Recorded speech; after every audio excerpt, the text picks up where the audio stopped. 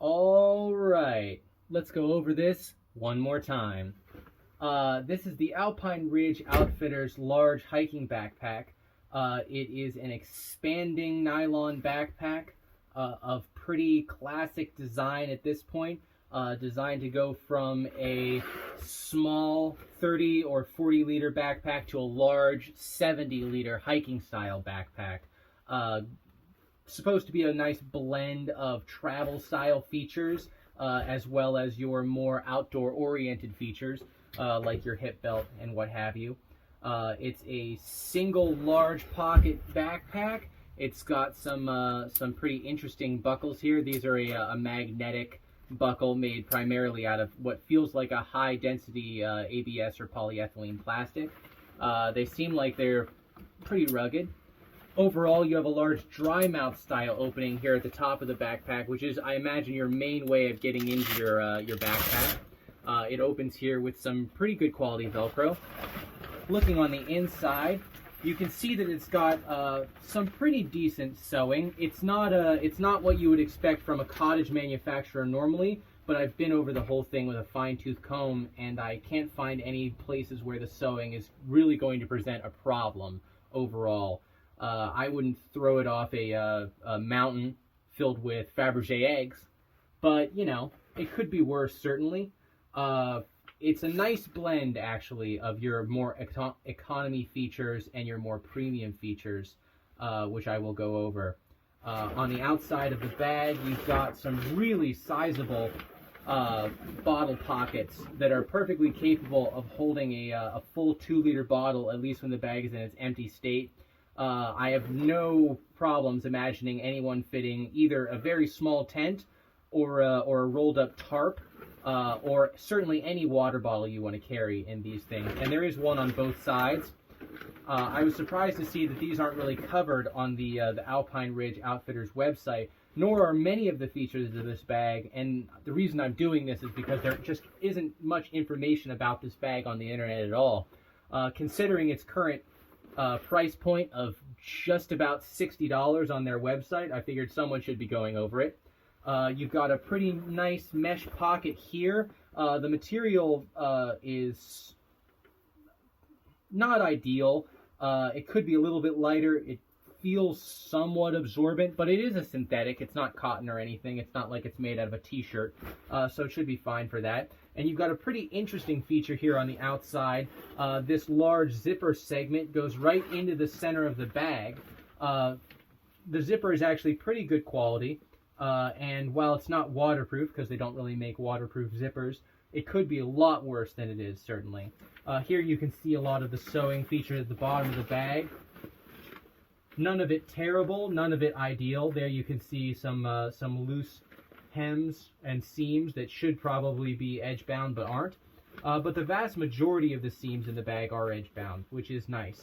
It looks like they didn't do the ones at the very bottom just because they're a little bit difficult to get to, which I know. I know how that goes.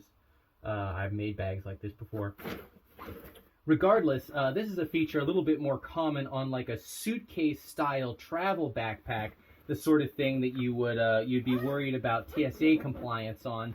It makes it a little bit faster for your TSA agent to search your bag if that's a necessary thing for them. It also makes it easier for you to get to that last pair of clean socks at the very bottom of the bag on the last day of your trip without pulling all of your souvenirs out of the top of it to get to the socks, which is pretty nice.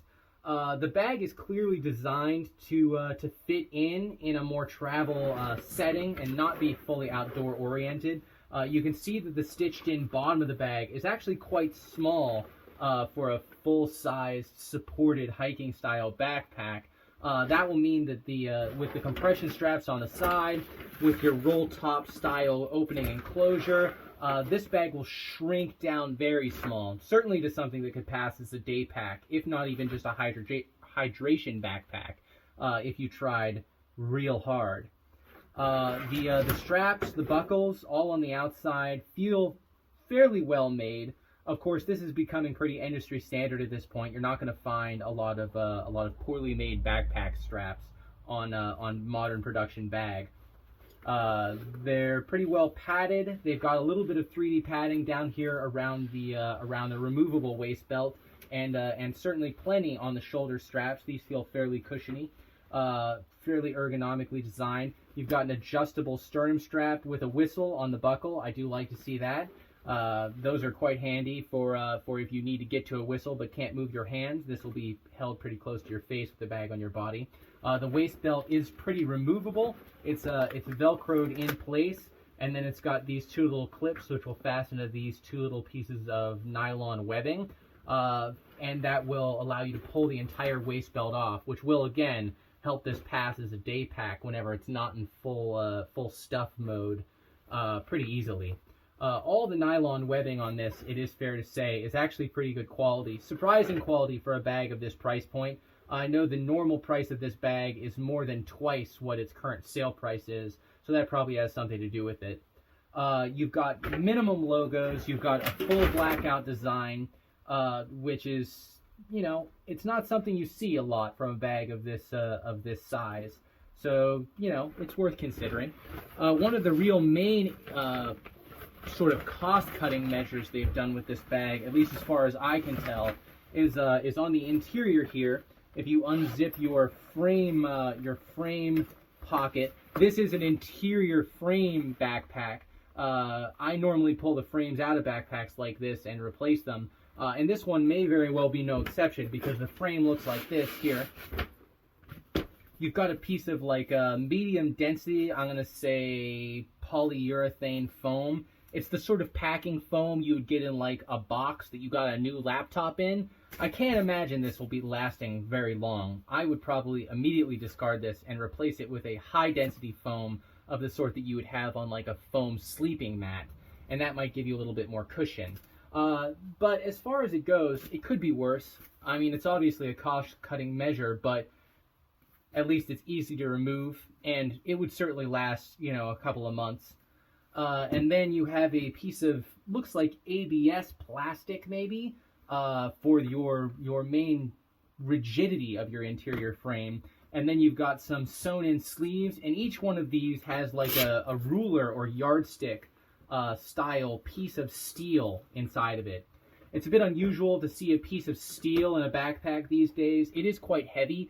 I imagine you could pretty easily replace them with carbon fiber or aluminum and drop a little bit of weight off of this backpack, and that would be a nice feature to have.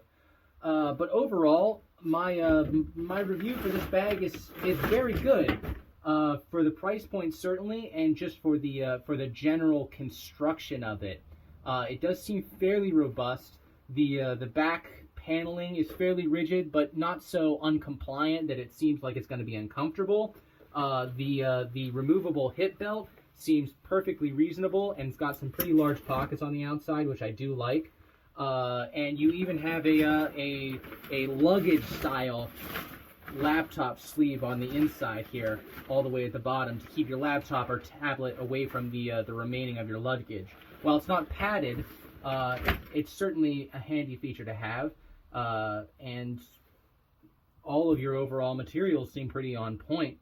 So, thumbs up. I would recommend it at $60 certainly, and it's got free shipping, so what's not to love? That's pretty much all I've got for you today. If you have any questions, please post them down in the comments below, and I'll be certain to answer them. Thanks for tuning in. Have a good day.